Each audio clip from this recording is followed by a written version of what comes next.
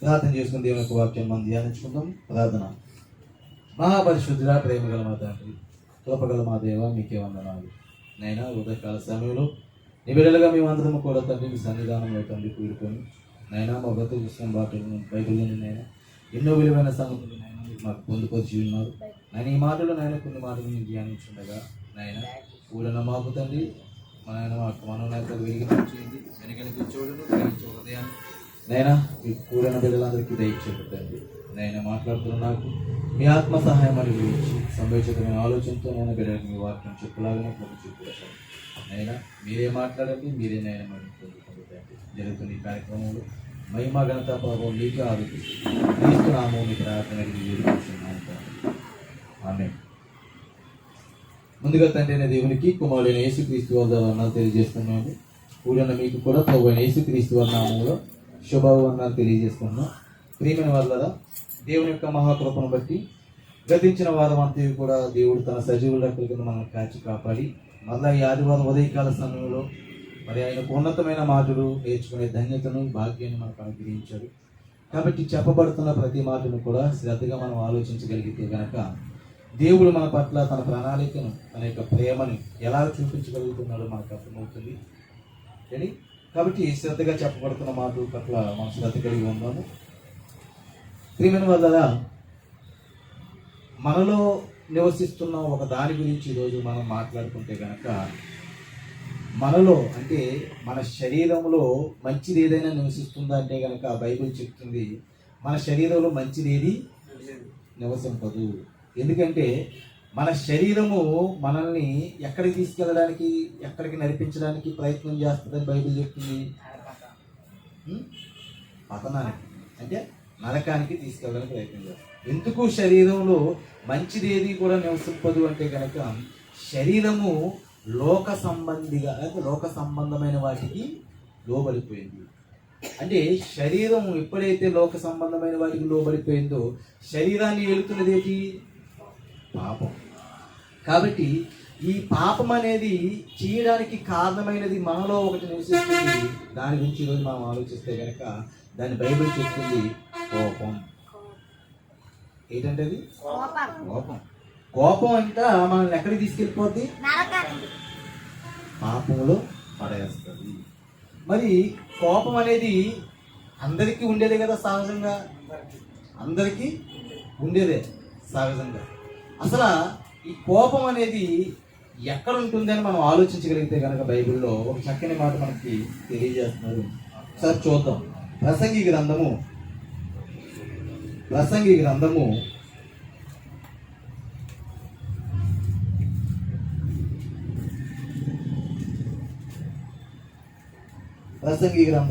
7వ అధ్యాయము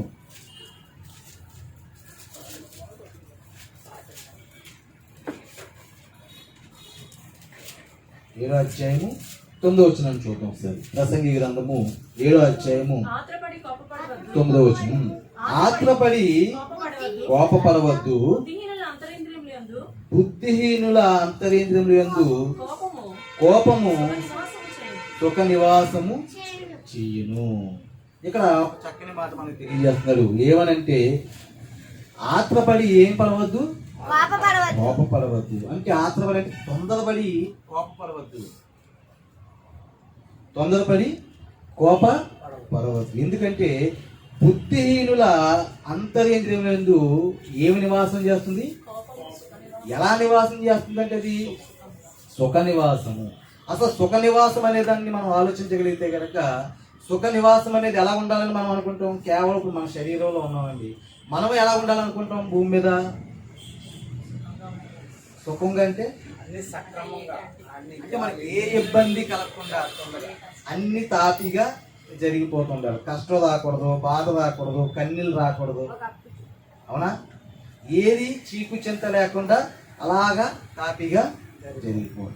ఇంకా సుఖంగా ఉండాలంటే కనుక అంటే మనకున్న తాపీకి, మనకున్న ఈ యొక్క అనుకూలమైన జీవితానికి ఇంకా మెరుగులు దిద్దుకోవాలంటే కనుక ఇంకా లగ్జరీగా అంటే సుఖంగా ఉండాలని కోరుకుంటే కనుక అలాంటిది మనలో కూడా, మన అంతరేంద్రియాల్లో కూడా ఒకటి సుఖంగా నివసిస్తుందంట కోపం. ఇప్పుడు అంతేనా? అంటే మనలోనైనా అందరిలో ఉంటది, ఇది అందరిలో ఉంటది. అందుకే పౌలు గారు ఒకసారి మనం ఆలోచించగలిగితే కనుక మళ్ళీ ఇక్కడికి వద్దాం. పౌలు గారు ఏమన్నారంటే, ఒకసారి ఎఫెసీయులకు రాసిన పత్రిక 6వ అధ్యాయము, ఎఫెసీయులకు రాసిన పత్రిక 6వ అధ్యాయము 4వ వచనం ఒకసారి చూద్దాం ప్రియులారా. ఎఫెసీయులకు రాసిన పత్రిక 6వ అధ్యాయము 4వ వచనం.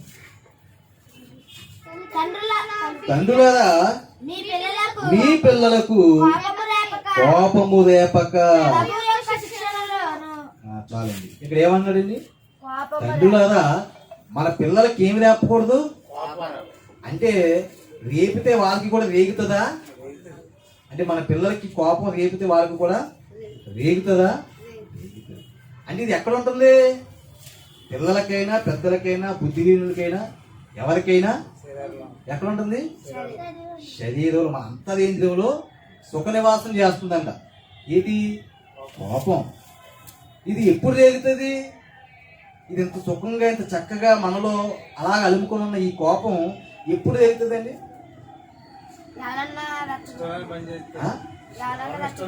ఎవరైనా రెచ్చగొడతారు. ఎలా రెచ్చగొడతారు?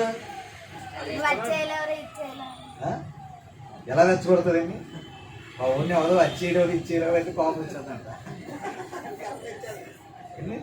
అంటే లోపల సుఖ నివాసం చేస్తున్న ఇది ఎలా వేగుతుందో ఒకసారి మనం ఆలోచించగలిగితే కనుక సామెతల గ్రంథము 15వ అధ్యాయము 1వ వచనం చూస్తే, సామెతల గ్రంథము 15వ అధ్యాయము 1వ వచనము చూద్దాం. మృదువైన మాట కోపమును చల్లార్చును, నొప్పించు మాట కోపమును రేపుతుందంట. ఎక్కడ ఉంటది ఇది? అంతరేందో నీ కోపాన్ని ఏది రేపుతుంది? నొప్పించు మాట. అవునా? ఈరోజు మన కోపం రావడానికి కారణం ఏంటంటే, మనల్ని అనకూడని మాట ఎప్పుడైతే అంటారో, అంటే మన హృదయానికి నొప్పొచ్చే మాట ఎప్పుడైతే అంటారో, దానికి సుఖంగా ఉన్న దాని లైఫ్ ఏమైపోతుంది? లోపల గందరగోళం అయిపోయి ఏమవుతుంది అంటే కోపం రేగుతుంది అండి. కోపం ఏమవుతుంది? రేగుతుంది. కోపం రేగితే ఏమవుతుంది? కోపం రేగితే ఏమవుతుంది? బీపీ పెరిగితే ఏమవుతుంది? నువ్వు టాబ్లెట్ వేసుకుంటే తగ్గుతుంది. అంతేనా? దానివల్ల అదొకటైనా ప్రాబ్లం. కోపం రేగితే వచ్చే ప్రమాదాలు కూడా చాలా ఉన్నాయి. కోపం రేగితే వచ్చే ప్రమాదాలు, దాన్ని సుఖంగా ఉండనివ్వకుండా దాన్ని రేపే ఏంటంట? మాటలు. హృదయాన్ని నొప్పించే మాటలు. ఆ మాటలు ఎప్పుడైతే మన హృదయాన్ని నొప్పిస్తాయో అప్పుడు దాకా చక్కగా నివసిస్తున్న మన కోపం ఎక్కడ కనబడుతుంది? బయటికి కనబడుతుంది. ముఖం కవలికలు మారిపోతాయి, మాట భాష మారిపోతాయి, అన్ని మారిపోతూ ఉంటాయి. ఎందుకు మారిపోతాయి? దాన్ని ఏం చేసావు? పడుకున్న సుఖంగా ఉన్న దాన్ని ఏం చేసావు? రేపు ఎవడో రేపేది. రేపితే ఏమవుతుంది? మొత్తం అది లోపల అనుకుంటే బయటకు వస్తుంది అన్నమాట. బయటకు వస్తే దాని పరిస్థితులు ఎలా ఉంటాయి? దాని పరిస్థితులు ఎలా ఉంటాయి? ఒకసారి బైబిల్ నుండి మనం ఆలోచించగలిగితే కనుక ఒకసారి మనం చూద్దాం. ఒకసారి మనం చూస్తే కనుక కీర్తన గ్రంథము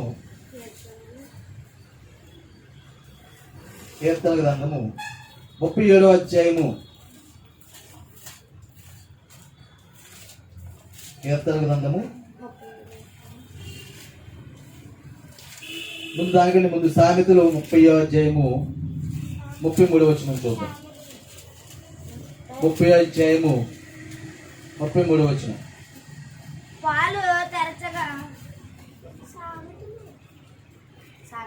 సామెతల గ్రంథం 30వ అధ్యాయము 33వ వచనం. పాలు తరచగా వెన్న పుట్టెను, ముక్కు పిండగా రక్తము వచ్చెను, కోపము వేగగా కలహము పుట్టెను.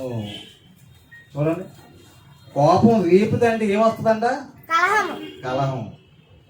కలహం అంటే గొడవ. నన్ను అంత మాట అంటవా అని మొదలవుతుంది. అంతే. మొదలైన తర్వాత వాళ్ళు ఏదైతే మైనస్ పాయింట్లు ఉన్నాయో అవన్నిటిని మనలో ఉన్న కోపం ఏం చేస్తుంది? బయటికి తీసుకొస్తూ ఉంటుంది. ఈ ఎప్పుడైతే బయటికి తీసుకొస్తుందో వాళ్ళలో ఉన్న కోపం కూడా ఏమవుతుంది? అది రేగుతుంది. అది రేగిన తర్వాత మనలో ఉన్న మైనస్ పాయింట్లు ఏమన్నా ఆడు కూడా ఏం చేస్తుంటాడు, రేపుతుంటాడు. అప్పుడు మనకి ఏమవుతుంటది, మనలో ఏదో అందరిలో మనం ఇదైపోతుందని చెప్పేసి ఇంకా మన మొక్క కవలికలు మారిపోతుంటాయి. మొత్తం వచ్చింది ఎంతవరకు వచ్చింది కదా, ఇంకేం చేద్దాం, దూకేద్దాం ముందుగా అంటారు అంతేనా. అప్పుడు ఏమవుతుంది, ఆయన తేడాలు అయితే చెయ్యి సాగేస్తారు చూసారా. ఎప్పుడైనా ఏమవుతుందండి, ఇంకా ఏం మాట్లాడతాం అక్కడ, ఇంకా నాలుగు ఎలా మాట్లాడతాం ఏంటి ఏమి తెలియదు అక్కడ. అంటే ఏం చేస్తుందంట, కోపము రేగితే కలహం పడుతుందంట. ఏం పడుతుంది, కలహం, గొడవ పడుతుంది. అంటే ఇద్దరి మధ్య ఉన్న సఖ్యత ఏమైపోతుంది, విడిపోతుంది, దూరం అయిపోతున్నారు. ఇది దూరం అయిపోతున్నారా. ఒక్కోసారి ఇలా దూరం అయిపోయినప్పటికీ ఎప్పటికైనా కలుసుకున్నప్పటికీ కూడా వాళ్ళు అంటున్న మాటలు మనకి ఏం గుర్తొస్తుంటాయి అంటే, నువ్వు అప్పుడు అన్న మాట మటుకి జీవితంలో మర్చిపోను. ఎందుకు ఆ మాట అలా ఉండిపోయిందంటే అది హృదయాన్ని నొప్పించింది, గాయపరిచింది. అది హృదయాన్ని నొప్పించి మనలో ఉన్న కోపాన్ని రేపింది. ఎప్పుడైతే కోపాన్ని రేపిందో అది ఏం చేసింది, కలహానికి దారి తీసింది. కలహంతో వదిలేస్తామా అక్కడికి, కలహంతో వదిలేస్తామని మరి ఏమవుతుంది, ఏమవుతుందండి, బైబిల్ ఏమవుతుంది, బైబిల్ కూడా చెప్తుంది. ఒకసారి కీర్తన గ్రంథం 37వ అధ్యాయం 8వ వచనం చూద్దాం. 37వ అధ్యాయము 8వ వచనం, కోపము మానము, ఆగ్రహము విడిచిపెట్టుము, వ్యసన పడకము, అది కీడికే కారణము. అది ఎక్కడికి కారణము, కీడికే కారణము. అది ఏమన్నాడు, కోపము మానము, ఆగ్రహము విడిచిపెట్టుము, వ్యసన పడకము, అది కీడికే. అంటే ఇన్ని కలుగుతాయా, కోపం వస్తే ఆడి మీద మనకి ఏమొస్తుంది, వ్యసనం వస్తుంది, వాడితో కలహం వస్తుంది, ఇద్దరి మధ్య సఖ్యత పోతుంది, చివరికి అది ఎక్కడికి తీసుకుపోద్ది, కీడికి. కీడికండి. ఒక కలహం, కోపం రేగిన తర్వాత వచ్చిన కలహం మనిషిని కీడికి తీసుకుపోతుంది. కానీ మనం ఏమనుకుంటాం, ఏదో చిన్న కోపమే కదరా, సహజంగా మనిషికి ఉండే గుణమే కదా అనుకుంటాం. అందుకే కోపం గురించి చాలా చక్కని మాటలు, అంటే కోపం గురించి చెప్పడం అంటే దాని వల్ల వస్తున్న ప్రమాదాలు బైబిల్ చెప్పింది, దాన్ని ఎలాగా అణచాలో కూడా బైబిల్ చెప్పింది. పిల్లల జాగ్రత్తగా ఆలోచిస్తే కాబట్టి దేనినైనా మనం నిగ్రహించుకోవాలన్నా, దాన్ని అణచాలన్నా మనకి ఏం కావాలి, మనకి ఏం కావాలండి, ఏం కావాలి, అసలు వాటి పట్ల ఒక అవగాహన, జ్ఞానం మనకు కావాలి. వాటి గురించి మనకి తెలియాలి. అవునా, ఇప్పుడు వస్తుంది కోపలేసి మాట అనేస్తే పెద్ద ఇష్యూ ఏం కాదు, కానీ అన్న తర్వాత అది ఎలాంటి అనార్థాలకు దారి తీస్తుంది, ఎలాంటి పరిస్థితుల్లో మనల్ని కూర్చోబెడుతుంది, ఎలాంటి పరిస్థితులు మనం ఎదుర్కోవాల్సి వస్తుంది, ఆ మాట మనం అక్కడ అలా అనొచ్చా, వారిని నొప్పించచ్చా అనే విషయాన్ని ఆలోచించగలిగేవాడు ఎవడు, జ్ఞానవంతుడు. అవునా, అలాగే ఆలోచించే జ్ఞానుల గురించి కొన్ని మాటలు చెప్తున్నారు, అవి కూడా మనం చూద్దాం. అయితే సామెతల గ్రంథము 29వ అధ్యాయము, సామెతల గ్రంథము 29వ అధ్యాయము తీసారా, 29వ అధ్యాయము 11వ వచనం ఒకసారి చదువు. బుద్ధిహీనుడు తన కోపమంతా కనపరుచును, జ్ఞానము గలవాడు కోపమనుచుకొని దాన్ని చూపకుంటును. చూడండి, కోపం జ్ఞానవంతుడికి ఉంటుంది, బుద్ధిహీనుడికి ఉంటుంది, చిన్నపిల్లలకు ఉంటుంది, పెద్దవారికి ఉంటుంది. కానీ దాన్ని బయట పెట్టే సమయం ఏదైతే ఉందో అలాంటి సమయాల్లో బుద్ధిహీనుడు దాన్ని ఏం చేస్తాడంట, బుద్ధిహీనుడు ఏం చేస్తాడు, బుద్ధిహీనుడు తన కోపం అంతయు కనపరుచును, తన కోపం అంతా కూడా చూపిస్తాడు. అలా చూపించడం వల్ల ఎలాంటి అనార్థాలు దారి తీస్తాయో మనం ఇప్పుడు చూసాం. అవునా, కలహం వస్తుంది, ఇద్దరి మధ్య సఖ్యత పోతుంది. అనేక విషయాల్లో మనం కీడుని ఎదుర్కోవాల్సిన పరిస్థితి వస్తుంది. అలాగా బుద్ధిహీనతగా దాన్ని అంతటిని బయట పెట్టేసే కన్నా మనం అక్కడ చేయవలసిన పని ఏంటంట, జ్ఞానవంతులు జ్ఞానము గలవారు కోపము అణుచుకొని దాన్ని చూపకుండా. జ్ఞానవంతుడు అయితే ఏం చేస్తాడు, కోపాన్ని అణుచుకొని దాన్ని చూపకుండా దాన్ని బయట పెట్టకుండా ఉండదు. అంత మాత్రాన చేతకానోడికి చూడటం వారి వెలితనం అయి ఉంటుంది. కానీ వస్తున్న ప్రమాదాన్ని లేకపోతే వెళ్ళిపోతున్న పరిస్థితిని వారు గమనించి కోపాన్ని ఏం చేసుకుంటున్నాడు, అణుచుకుంటున్నాడు. ఈరోజు అదే కోపాన్ని చూపించి అనేక మంది జీవితాలు ఎక్కడ ఉన్నాయి, పోలీస్ స్టేషన్ గా ఉన్నాయి, కోర్టుల్లో ఉన్నాయి, జైల్లో ఉన్నాయి. ఎందుకు బాబు నువ్వు వచ్చావంటే ఆ రోజు ఒక్క క్షణం కోపం ఆపుకోలేక అని అనవసరం కొట్టానండి, అది ఆ దెబ్బకి అలా పొడిపోయాడు. నా మీద మర్డర్ అది అంటారు కేసు, అదేంటి మర్డరా, ఆ మర్డర్ కేసు ఎత్తి నన్ను ఏం చేయాలి, ఎందుకు అంత కోపం అంటే ఏదో టైంలో వచ్చిందండి కోపం, అప్పుడు ఆలోచించలేదు నేను. అవునా?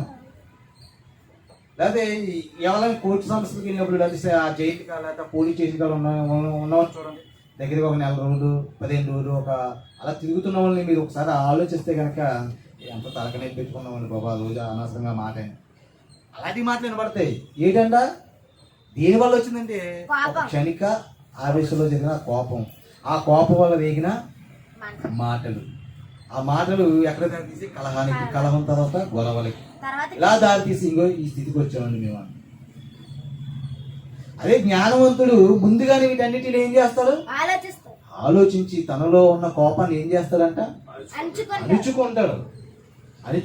అది వారికి మేలు. కోపం నిన్ను ఎక్కడికి కీడికి తీసుకెళ్ళిపోద్ది, కానీ అణుచుకున్న ఆ జ్ఞానవంతుడు వారికి ఏం చేస్తుంది, అది మేలు. ఇంకా అక్కడ చెప్తున్నాడు మరొక మాట మనం చూడగలిగితే కనుక, ఇంకా కిందకి చదివితే, ఇంకా కిందకి చదువుతాం ఒకసారి. ఎన్నో వచ్చినండి 29వ అధ్యాయము 11వ వచనం కదా చూసాం. చూడండి ఏంటి, కోపిష్ఠుడు 22వ వచనం చూడండి. కోపిష్ఠుడు కలహము రేపును, ముక్కోపి కాదండి, అది కాదు. జ్ఞానవంతుడు కలహమును ఏం చేస్తాడంట, కలహమును ఏం చేస్తాడు, నిమ్మలపరుస్తాడు, సమాధానపరుస్తాడు. అదిగో జ్ఞానులు కోపాన్ని ఏం చేస్తారు, వాళ్ళకున్న కోపాన్ని అంచుకోవడమే కాదు కానీ ఇతరుల కోపాన్ని ఏం చేస్తారు, వాళ్ళు చల్లారుస్తారు. ఎలా చల్లారుస్తారు ఇది ఏం చెప్తారు. ఇప్పుడు ఇతను భార్య భర్తలు గొడవడుకున్నారు అనుకోండి, కోపలు కొట్టో రేపు పొద్దున కలయకుండా ఉంటారు అయితే మీరు. అవునా? ఈరోజు కోపరా మాట అనేసి రేపు పొద్దున మీరు కలుసుకోకుండా ఉంటారా? అప్పుడు మేము ఎవరం కానీ మీ మధ్యలోకి రాగానే అప్పుడు మీరు బాగానే ఉంటారు.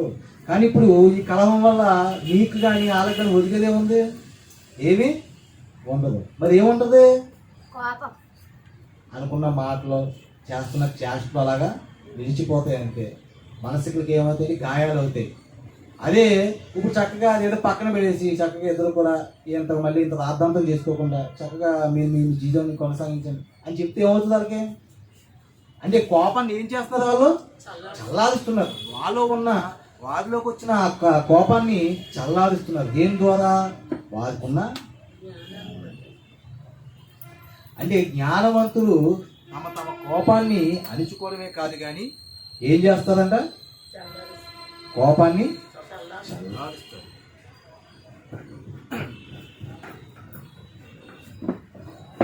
దీనిలో ఆలోచిస్తే కనుక అందుకే మనకున్న లోపలున్న బలహీనత ఏదైతే ఉందో దాన్ని మన కంట్రోల్, మనం నిగ్రహించుకునే శక్తి కలిగి మనం ఉండాలంటే కనుక మనకి దానిపైన ఏముండాలి, అవగాహన ఉండాలి. జ్ఞానవంతులుగా మనం ప్రవర్తించాలి. వస్తున్న పరిస్థితిని బట్టి అక్కడ ఏ మాట పడితే ఆ మాట మాట్లాడాడు, సబవు కాదు. ఎలా పడితే అలా మాట్లాడాడు, సబవు కాదు. అలా మాట్లాడేసి ప్రతి సమస్యని గొప్పదిగా లేదా పెద్దదిగా చేసుకోవడం జ్ఞానవంతుడి లక్షణమా కాదు. మనం ఎవరైనా లోకానికి విడిగా ఉన్నాం, జ్ఞానం కలిగిన వారిగా ఉన్నాం. కాబట్టి బైబిల్ మనకు నేర్పుతున్న ప్రతి విషయాన్ని మనం జాగ్రత్తగా నేర్చుకోవాలి. అందుకే బైబిల్లో మరో చక్కని మాట చెప్తున్నాడు. యాకోబు పత్రిక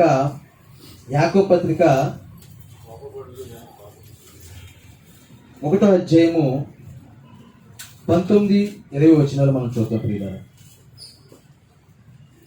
యాకోబు పత్రిక 1వ అధ్యాయము 19-20 వచనాలు. నా ప్రియ సహోదరులారా, మీరు సంగతి ఎరుగుదురు గనుక ప్రతి మనుష్యుడు వినుటకు ఎగురుపడును, మాట్లాడుటకు నిదానించువాడును, కోపించుటకు నిదానించువాడునై ఉండవలెను. చూడండి ఇక్కడ ఏమని చెప్తున్నాడు? ప్రియులారా, సహోదరులారా, మీరీ సంగతులు ఎరుగుదురు. ఏ సంగతులు? మనం ఈ సృష్టిలో అన్నిటికంటే ప్రథమ ఫలముగా ఉండేటకు దేవుడు మనల్ని నియమించుకున్నాడు. అలా నియమించుకున్న మనము అందరూ ఎలా ఉండాలి? ఐక్యతగా ఉండాలి. అలా ఐక్యతగా ఉండకుండా మనల్ని ఏం చేస్తుంది కోపం అంటే కనుక మనలో ఉన్న సఖ్యతను పాడు చేస్తుంది. కాబట్టి మీరు ఈ సంగతులు ఎరిగారు కాబట్టి మీరు ఏం చేయాలంటే వినుటకు ఏగురుపడువారును. ఏదైనా ఒక వాక్యం లేకపోతే ఒక సందర్భాన్ని ఒక దానిని మీరు నేర్చుకోవడానికి వినడానికి ఎలా ఉండాలి? వేగురుపడండి. ఏని మళ్ళీ మాట్లాడడానికి ఎలా ఉండాలి? నిదానించమన్నాడు. నిదానించడం అంటే ఆచితూచి మాట్లాడాలి అంటాం. ఎక్కడికి వెళ్ళి మనం ఏదో ఒక దిక్కున మనం మాట్లాడుతున్నాం అంటే ఎవరిని పడతారు కూర్చోబెట్టి మాట్లాడించాం. ఇది ఈ సమస్యకి అలా అయితే చక్కగా మాట్లాడుతుందండి, పలానా వ్యక్తి అయితే చాలా చక్కగా దీన్ని డీల్ చేస్తారండి. ఎందుకు ఒక ఆయన మీద మనం అలా ఆలోచన పెట్టుకుంటామంటే వారు మాట్లాడుతున్న మాటలు బట్టి, వారు చేస్తున్న పనులు బట్టి, వారి యొక్క సమస్యల యొక్క పరిష్కారాన్ని మనం చూసినప్పుడు వీళ్ళైతే బాగా చేస్తారని మనకు ఒక ఐడియా వాళ్ళ పట్ల ఉంటుంది. అలాగే మనము కూడా ఎలా ఉండాలంట? మాట్లాడడానికి నిదానించాలంట. తర్వాత ఏమన్నాడు? వినుటకు వేగిరపడాలి. కోపించడం కూడా ఎలా ఉండాలి? నిదానించమన్నాడు. అంటే కోపం వచ్చిన వెంటనే చూపించేస్తామా? దాన్ని కూడా ఏం చేయాలి? నిదానించాలి. మనం అప్పుడప్పుడు బోర్డు చూస్తూ ఉంటాం. ఏంటి? నిదానమే ప్రధానం. అంటే ఏంటి? నిదానంగా ఉంటేనే సరిగ్గా మనం చేయగలం. నిదానంగా ఆలోచిస్తేనే సరైన సొల్యూషన్ మనకి దొరుకుతుంది. తొందరపాటు నిర్ణయాలు, తొందరపాటు ఆలోచనలు మనల్ని ఏం చేస్తాయి? ప్రమాదాల్లోకి నెట్టేస్తాయి. కాబట్టి దేన్నైనా ఒకటి చెయ్యాలన్నా, ఒక మాట అనాలన్నా, ఏ విషయం పైన మనం సరైన నిర్ణయం తీసుకోవాలన్నా దానికి ఏం కావాలి? నిదానించాలి. అలాగే కోపించుటకు కూడా మనం ఏం చేయాలి? నిదానించాలి. ఎందుకు నిదానించాలని చెప్తున్నాడంటే 20వ వచనంలో అంటున్నాడు, కోపించుటకు నిదానించువాడే ఉండవలను. ఎందుకంటే నలిని కోపము దేవుని నీతిని నెరవేర్చదు. చూడండి, మనిషి యొక్క కోపము, ఈ నలుని యొక్క కోపము దేవుని నీతినంట నెరవేర్చదు. దేవుని నీతి ఏంటి? దేవుని నీతి ఏంటండి? దేవుని నీతిని, దేవుని నీతి ఏంటి? సహోదరులందరూ కూడా ఐక్యతతో ఉండాలా? అవునా? దేవుడు మనల్ని ఎలా నీతిమంతులుగా తీర్చాడు? తన కుమారుని రక్తంతో మనల్ని ఏం చేశాడు? నీతిమంతులుగా తీర్చాడు. అలాంటి తన కుమారుని కలిగిన మనం ఏం పని ఉండకూడదు? కలహాలతో, కోపాలతో, ద్వేషాలతో ఉండకూడదు. వీటన్నిటికీ మూలం ఏంటి? కలహాలు, కోపాలు, తగాదాలు ఎన్నిటికీ మూలం ఏంటి? కోపం. దేవుని నీతిని నెరవేరుస్తుంది అది. మరి సఖ్యతని ఏం చేస్తుంది? అది పాడు చేసేస్తుంది. దేవుడి నీతిని ఏం చేస్తుంది? అది పాడు చేస్తుంది. కాబట్టి దేవుడు మనల్ని ఎలా ఉండడానికి పిలుచుకున్నాడు, దేవుడు మనల్ని ఎలా నీతిమంతులుగా చేశాడు, ఆ నీతిని లేకపోతే నీతిని నెరవేర్చడానికి ఇది సహకరిస్తుందా? సహకరిస్తుంది. ఎందువల్ల నీ పొరుగువాడిని ప్రేమించమన్నాడు. అవునా? మరి కోపం వచ్చి వాడితో సమాధానం లేని జీవితం జీవించినప్పుడు వాడిని ప్రేమించి వాడికి మనం ఏం చెప్పగలం? ఏమని చెప్పగలమా? చెప్పలేం. అందుకే నదిని కోపము దేవుని నీతిని ఏం చేస్తుందంట? నెరవేర్చదు. వేర్చదు. అందుచేత సమస్త కల్మషమును విర్రవీగుతున్న దుష్టత్వమును మాని లోపల నాటబడి మీ ఆత్మలను రక్షించుటకు శక్తిగల వాక్యమును సాత్వికముతో అంగీకరించండి. ఎవరి పట్ల కోపాలు కానీ ద్వేషాలు కానీ దుష్టత్వం అంటే దుష్టుడి యొక్క లక్షణాలు అలా మన కోపాన్ని రేపి వారి పట్ల ప్రేమ లేకుండా చేస్తున్న ఆ యొక్క దుష్టత్వం ఏమైనా మనలో ఉందేమో వాటన్నిటిని ఏం చేయమన్నాడు? విడిచిపెట్టండి. విడిచిపెట్టేసి సాత్వికముతో మీరు వింటున్న ఈ వాక్యం ఉందని చూడండి, ఆ వాక్యాన్ని మీ హృదయాల్లో ఏం చేయాలి? నాటనివ్వండి. ఏం చేయమన్నాడు? వాక్యాన్ని నాటనివ్వమన్నాడు. అదే అన్నాడు. అందుచేత సమస్త కల్మషమును దేని ద్వారా వస్తుంది? సమస్త కల్మషం కోపం ద్వారా. మనుషుల యొక్క హృదయాల్ని కల్మషంతో నింపేస్తుంది. సమస్త కల్మషమును బెర్లబీగుచున్న దుష్టత్వమును మానేమన్నాడా ఉంచుకోమన్నాడా? మానే, విడిచిపెట్టండి. మాని లోపల నాటుబడి మీ ఆత్మను రక్షించుటకు శక్తిగల వాక్యమును సాత్వికముతో అంగీకరించండి. ఎలా అంగీకరించాలి? సాత్వికముతో అంగీకరించండి.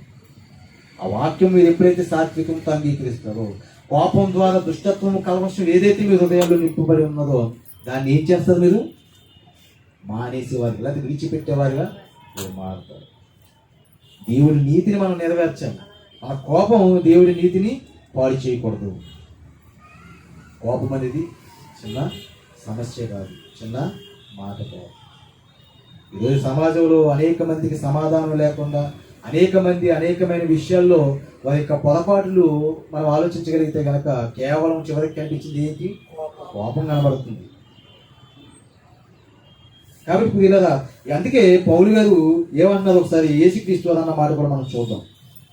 యేసుక్రీస్తు అన్న మాట మనం చూద్దాం. మత్తయి సువార్త 5వ అధ్యాయము 22వ వచనం ఒకసారి చూద్దాం. ప్రియులారా, మత్తయి సువార్త 5వ అధ్యాయము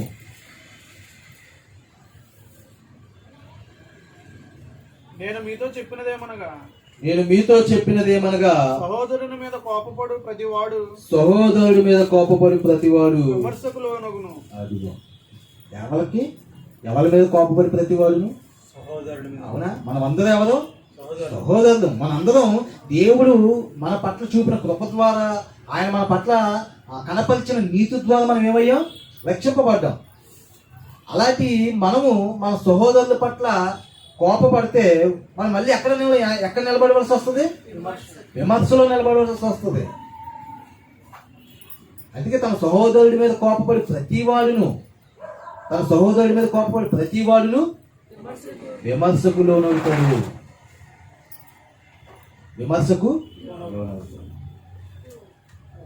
కాబట్టి దేవుడి నీతిని నెరవేర్చే వారిగా మనం ఉండాలంటే గనక మన సహోదరుల మీద మనం ఎలా ఉండాలి? కోపము మనం అణుచుకునే జ్ఞానవంతులుగా మనం ఉండాలి. కోపాన్ని చల్లార్చే జ్ఞానవంతులుగా మనం మాట్లాడాలి. ఇంకా ఆలోచించగలిగితే కనుక ఎఫెసీయులకు రాసిన పత్రికలో పౌలు ఒక చక్కని మాట చెప్తున్నారు. ఎఫెసీయులకు రాసిన పత్రిక 4వ అధ్యాయము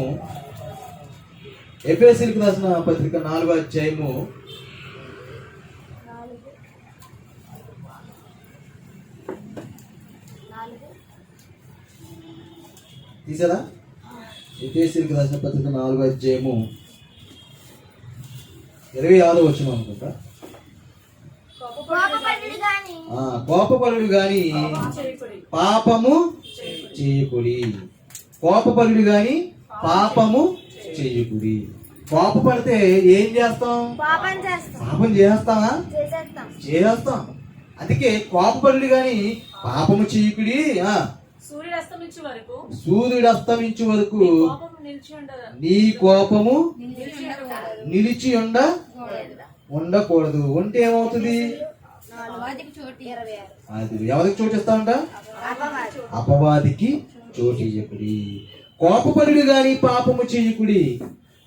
కోపం అనేది సహజంగా మనిషికి వస్తుంది కాబట్టి ఆ పాపం అనేది మనం చేయకుండా ఉండాలంటే కనుక దాన్ని ఏం చేయాలంటే అణుచుకోవాలి.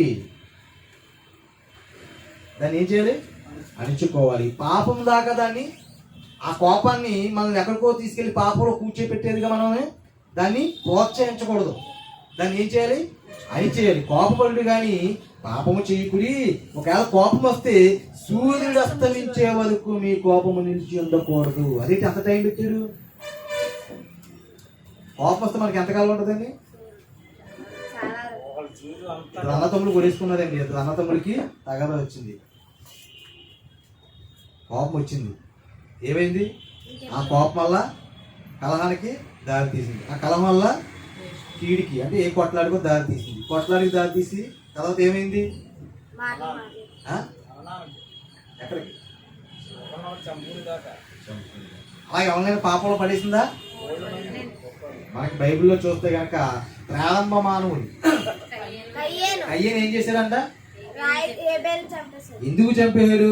ఒకసారి చూద్దాం. ఆది కాండము 4వ అధ్యాయము 5వ వచనం. ఆది కాండము 4వ అధ్యాయము 5వ వచనం. కయ్యేనును అతని అర్పణను ఆయన లక్ష్య పెట్టలేదు. కాబట్టి కయ్యేనుకు మిక్కిలి కోపము వచ్చి అతడు తన ముఖమును చిన్నబుచ్చుకొనగా. ఇక్కడ కయ్యేను చేస్తున్నాడు ఏంటంటే హేబేలు యొక్క అర్పణను దేవుడు లక్ష్య పెట్టాడు, కయ్యేను యొక్క అర్పణని లక్ష్య పెట్టలేదు. ఎప్పుడైతే అలా జరిగిందో కయ్యేనికి ఏమొచ్చింది? కోపం వచ్చేసింది. ఈ కోపం వచ్చేసుకొని ఏం చేసుకున్నాడు అంటే ముఖాన్ని చిన్నబుచ్చుకొని ఉన్నాడు. దేవుడు మరి తెలుసు కదా, దేవుడు తెలిసి వెంటనే ఏదైనా చేసేస్తాడని తెలిసే కయ్యేనికి ఏం చెప్తున్నాడు? 6వ వచనం. యెహోవా కయ్యేనుతో కోపమేలా?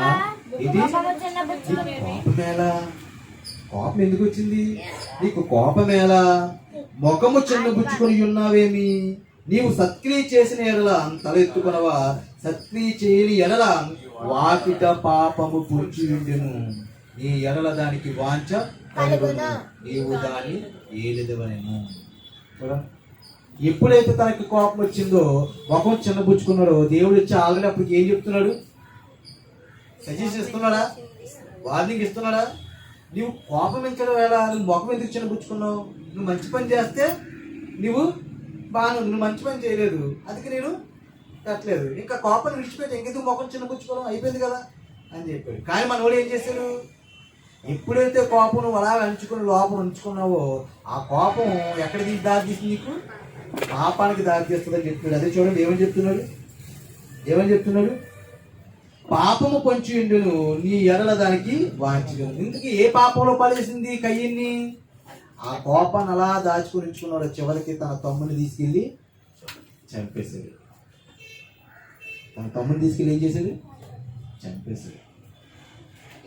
అందుకే పాపము కోపపరుడు కానీ పాపము చెయ్యుకుని. ఒకవేళ కోపగించిన మీ కోపము సూర్యుడు అస్తమించే వరకే వండనివ్వండి అంత టైం పెట్టాడు. అంటే మరలా తెల్లారితే ఏమవుతుంది? దుష్టుడు 27వ వచనంలో అన్నాడు, ఇది అపవాదికి చోటు ఇయ్యకండి. కయ్యేను ఎవరి సంబంధి? అపవాది సంబంధి. ఎందుకు? సాతాను ప్రారంభం నుండి నరహంతకుడు. మరి కయ్యేను ఏం చేశాడు? తన తమ్ముడిని చంపేశాడు. అంటే కోపం అనేది ఏం చేస్తుంది? అపవాది సంబంధిగా మార్చేస్తుంది. అపవాదికి చోటు ఇయ్యకండి.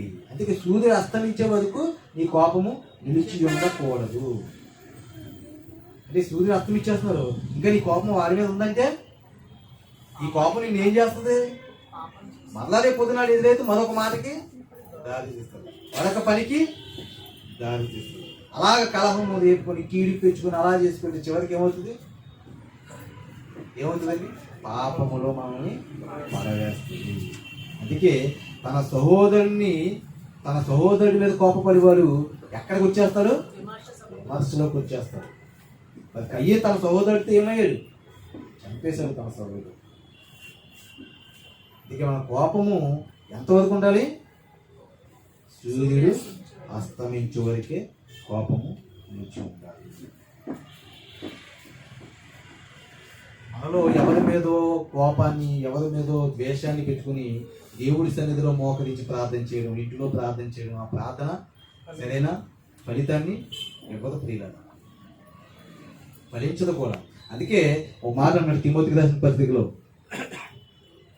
కోపం వల్ల వచ్చే నష్టాలు మనకి ఈరోజు నేర్చుకుంటున్నాం. తిమోతికి రాసిన పత్రిక మొదటి పత్రిక 8వ అధ్యాయము 2వ అధ్యాయము 8వ వచనం ఒకసారి చూద్దాం. ప్రియులారా,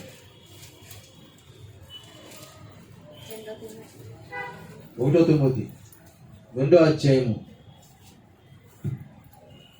నా సువార్త ప్రకారము 8వ వచనం. నా సువార్త ప్రకారము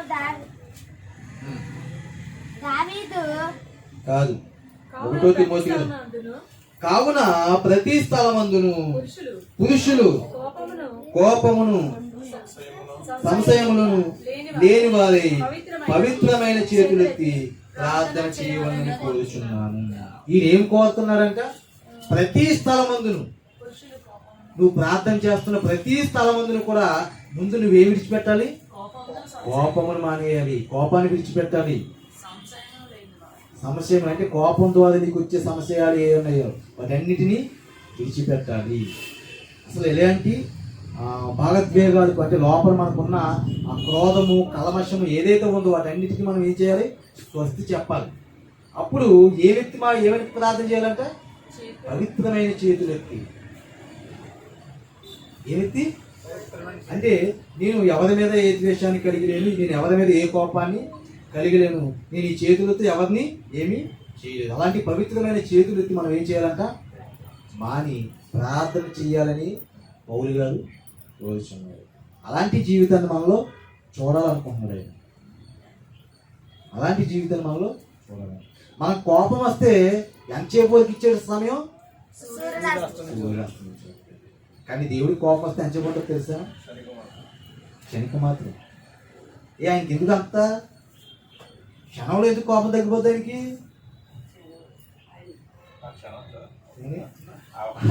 క్షణం చాలు మొత్తం. అది చూడండి, మార్పు చాలా బాగుంటుంది అన్నమాట. కీర్తన గ్రంథము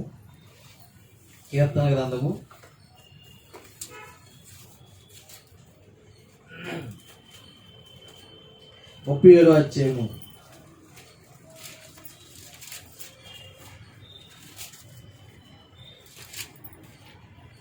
30వ అధ్యాయం 5వ వచనం చూద్దాం. 30వ అధ్యాయం 5వ వచనం. 30వ అధ్యాయము 5వ వచనం. ఆయన కోపము ఎవరి కోపం? దేవుని కోపం ఎంతసేపు ఉంటదంట? నిమిషం మాత్రమే ఉంటదంట. ఆయన దయ మన ఆయుష్కాలం అంతయు. సాయంకాలమున ఏడుపు వచ్చి రాత్రి ఎండినను ఉదయమున సంతోషము. ఎవరికి? మనకే, ఆయన కాదు. ఇప్పుడు సాయంత్రం ఏడుపు వచ్చింది అనుకోండి, మళ్ళీ ఉదయాన్నే మనం నవ్వుతున్నాం అంటే కనుక అది కేవలం దేవుడు మన పట్ల చూపుతున్న దయ. ఆ స్థితిలో నిన్ను ఉంచకుండా ఒక మంచి పరిస్థితి నీకు పొద్దురికి ఏర్పాటు చేస్తున్నాడు. ఆయన ఒకవేళ కోపగిస్తే ఎంతసేపు ఉంటాడంట? నిమిషం మాత్రం అంట. కానీ మన కోపం తగ్గడానికి ఆయన ఎంత సమయాన్ని ఇచ్చాడు? సూర్యుడు అస్తమించేవాడు. అంటే నీకు ఉదయం ఉన్నని చెప్పి కూడా అవకాశం ఇస్తున్నాడు మారడానికి, నీ కోపాన్ని విడిచిపెట్టడానికి. అదే అంత సమయాన్ని తీసుకున్నాడు అనుకోండి, ఇక్కడ ఏముండదు, ఖాళీయే.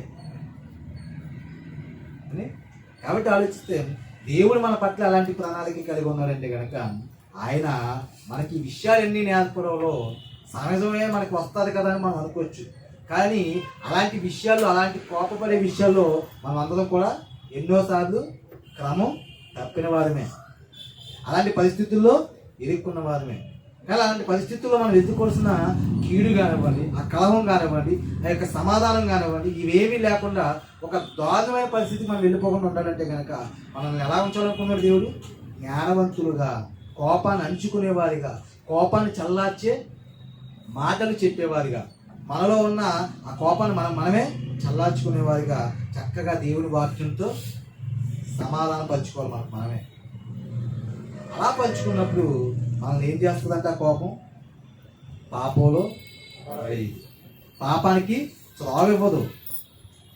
కాబట్టి ఆలోచిస్తే ప్రియులదా, కోపం వల్ల కలిగే నష్టాలు అలాంటివి చాలా భయంకరమైనది. అందుకే కోపమును విసర్జించండి. కొలసీ రాసిన పత్రిక అది కూడా చెప్పి నేను ముగించేస్తాను కొద్ది మాటలు. కొలసీ రాసిన పత్రిక 3వ అధ్యాయము, కొలసీ రాసిన పత్రిక 3వ అధ్యాయము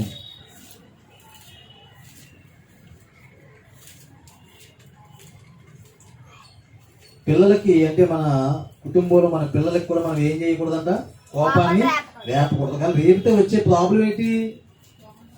రేపితే వచ్చే ప్రాబ్లం ఏంటండి? కొలసీ రాసిన పత్రికలో చూద్దాం సార్. 3వ అధ్యాయము 21 వచ్చింది. 3వ అధ్యాయము 21 వచ్చింది.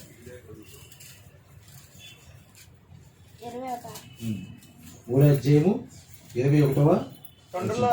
తండ్రులారా మీ పిల్లల మనస్సు మీ పిల్లల మనస్సును కృంగకున్నట్లు కృంగకునినట్లు వారికి కోపం పుట్టింపకుడి. వారికి కోపము పుట్టింపకుడి. చూడండి ఏమని చెప్తున్నాడు?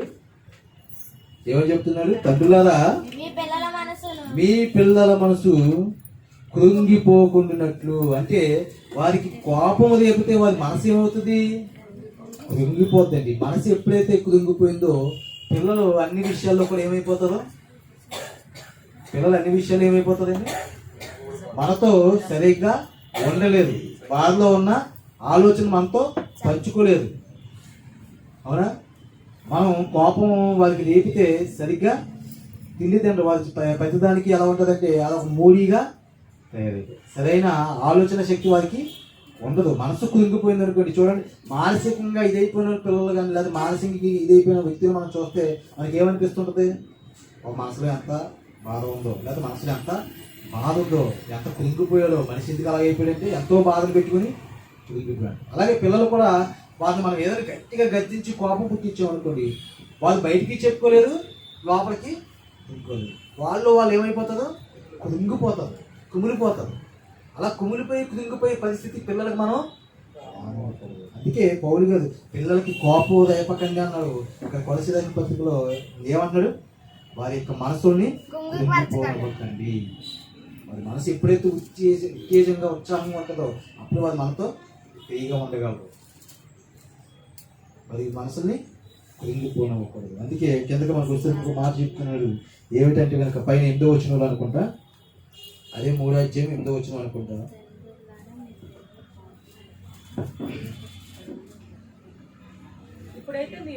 ఇప్పుడైతే మీరు కోపము, ఆగ్రహము, దుష్టత్వము, దూషణ, మీ నోట బూతులు వీటన్నిటిని విసర్జించుడి. వీటన్నిటిని విసర్జించడానికి ముందు ఏం పెట్టారు? ఇప్పుడైతే మీరు కోపము, ఎప్పుడైతే కోపం అవుతుందో ఇవన్నీ వదసగా వెనకాల వచ్చేస్తాయి. అవునా? కోపం వస్తే ఏమవుతుంది? ఆగ్రహం వస్తుంది. ఆగ్రహం వస్తే ఏమవుతుంది? బూతులు వస్తాయి. వస్తాయి. ఇవన్నీ ఎలా వస్తాయి? ఇది లైన్, ఒక రైలు పెట్టాను అన్నమాట ఇది. ఎప్పుడైతే కోపం బయటకు వచ్చిందో వరుసగా ఏమొస్తాయి? తర్వాత బాక్స్ ఏంటి? ఆగ్రహం. తర్వాత బాక్స్ దుష్టత్వం. తర్వాత బాక్స్ బూతులు. తర్వాత కొట్లాటలు. అలా తగిలించుకుని పోతే 3 దిక్కులు ఉంటాయి, భోగి రైలు లాగా.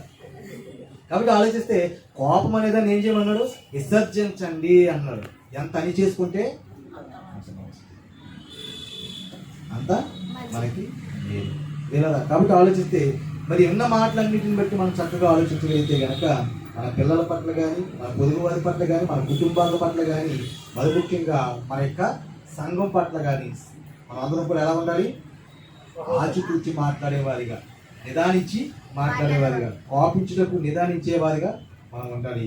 అది ముఖ్యంగా అలా నిదానించి కన్నా ఆ కోపాన్ని అణిచేసుకొని విసర్జించడం మరి మంచిది. కానీ అది జరగని పని కాబట్టి కోపించిన సూర్యుడు అస్తమించే వరకు ఈ కోపాన్ని విడిచి ఉండగలరు. అలా ఉంచి మనం పాపమనే కీడులో చిక్కుకోకుండా మన జీవితాన్ని మనమే ఏం చేసుకోవాలి? జ్ఞానంతో సరిదిద్దుకోవాలి. భాగ్యాన్ని దేవుడు మనకు అనుగ్రహించాలని కోరుతున్న మాకు ముగిస్తున్నాం. ప్రార్థన చేస్తున్నాం. మహాపరిశుద్ధుడా, ప్రేమగల గొప్పగల మా దేవ, మీకే వందనాలు. అయినా మీ ప్రేమను బట్టి తండ్రి ఎన్నో విధమైన సంగతులు మాకు నేర్పించు. అందుని బట్టి వందనాలు తండ్రి.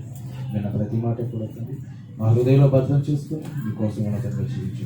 మాలో ఉన్న నాయన కోపాలకు నాయన సమాజంలో ద్రోవణ యొక్క నాయన జ్ఞానం కలిగిన వారిగా మా కోపాన్ని అణుచుకుంటున్నాను. కోపాన్ని చల్లార్చేవారిగా మాకు నేను అనేకమైన విషయాలు తండ్రి జ్ఞాన వివేకాలు కలుగుతుంది మా జీవితాలు మా పిల్లల పట్ల మా సహోదరుల పట్ల మా సంఘం పట్ల అన్ని విషయాల్లో కూడా తండ్రి నేను కోపించుటకు నేను మాట్లాడేటప్పుడు అన్ని విషయాల్లో నేను నిదానించేవాడుగా నేను మిమ్మల్ని సంతోషపెట్టే విధంగా మీ ఊడినప్పుడు మాకు బలపరిచిన ఉన్న ప్రతి బిడ్డని జ్ఞాపకం చేసుకుని ఒక కుటుంబాన్ని దీవించి మీరు బలపరిచారు యేసు వారి పరిశుద్ధ నామం ఈ ప్రార్థన అడిగి వేడుకొనిచున్నాను తండ్రి ఆమేన్. ఆమేన్.